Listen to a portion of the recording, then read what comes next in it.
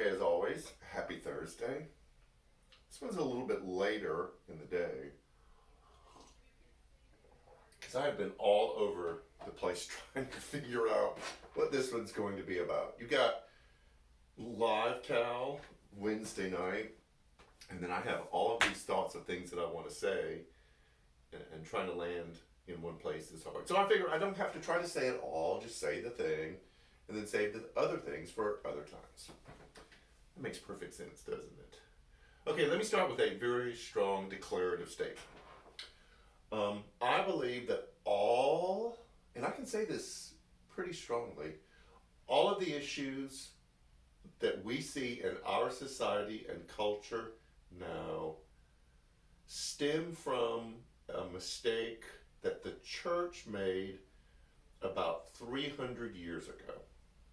Now, people who are religious, whether following Jesus or Yahweh before then, or even other religions, bumped up against this, but they were able to not get sucked into this mistake that, especially the Christian church made 300 years ago.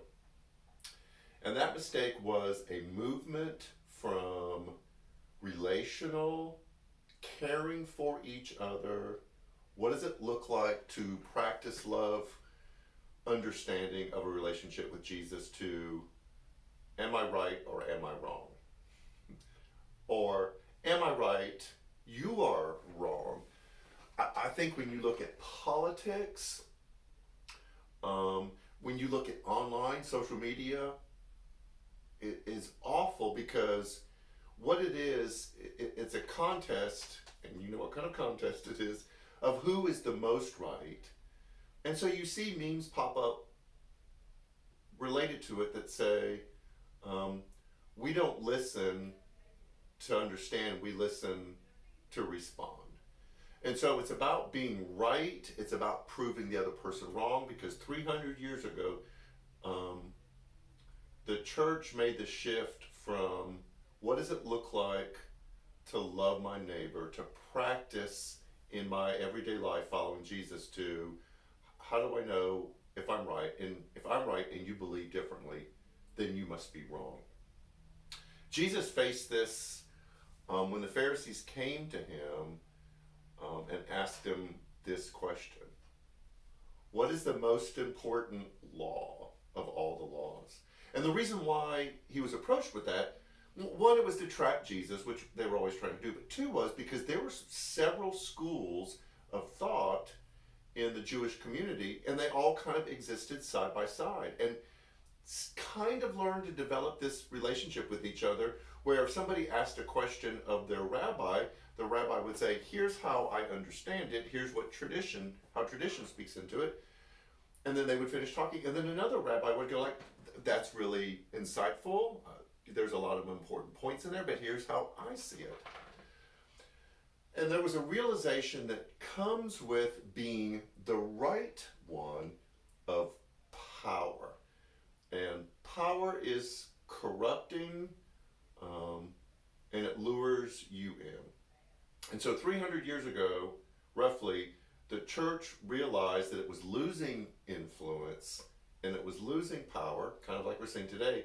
And so there was a movement from showing love to those around you, to those in your community you call the church, to your neighbor, to the uttermost part of the earth. There was a movement from that to being right.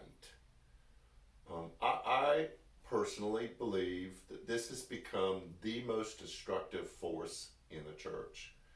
And when we look at issues that our church is facing today on immigration, on how we relate to our LGBTQ brothers and sisters,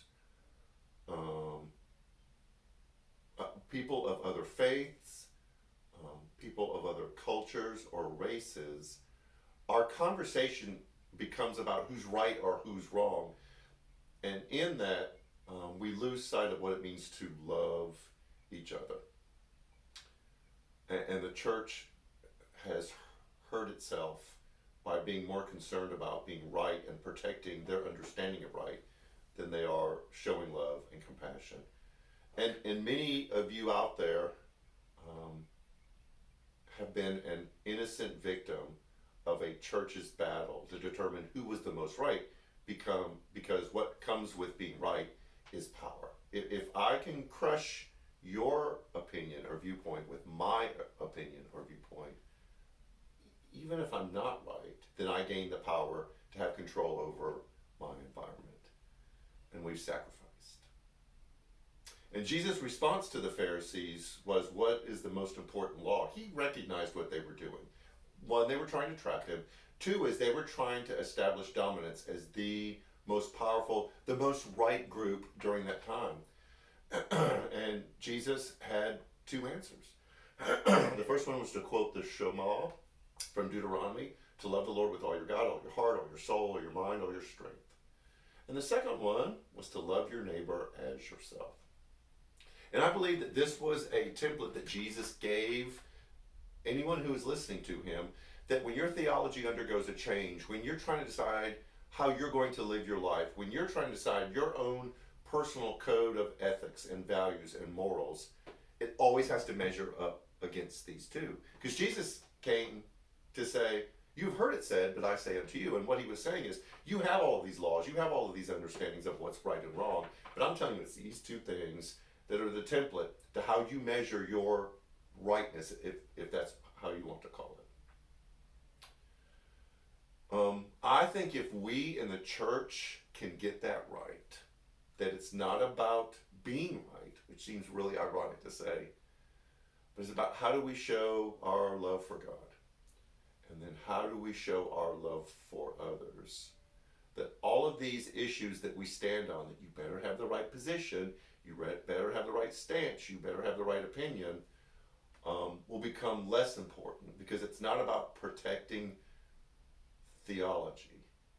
It's about practicing what Jesus said were the two most important laws that we are to follow. So, for those of you who've been hurt by the church, I am deeply sorry. We have done it poorly. Because for the past 300 years, your experience of church is you have heard us fight about who's right and who's wrong, and who deserves to be in control and who doesn't, when Jesus painted us a very different picture. It's about loving God with all of our muchness, and it's about loving others in a very sacrificial way. And we're going to talk about that as we start a new series Sunday. Go back and listen to it. I've been saying this over and over again. The Word and Worship service from this past Sunday, listen to it at work. Run, walk, clean, listening to it is a great opportunity for worship. The Sunday we'll look at, does the church still matter? Can NCC still thrive and flourish? And we are going to look at it not from being right about certain issues or taking the right stand or having the right position, but can we practice this relationship with God that Jesus challenged the Pharisees to practice? That's where we need to be rooted in. I believe that's how NCC was first founded, and I believe it's our future. So, all of the stuff, just go to social media, look it up. It's getting warm. Stay cool. Have a great weekend, and we will see you Sunday in person and virtually. So take care.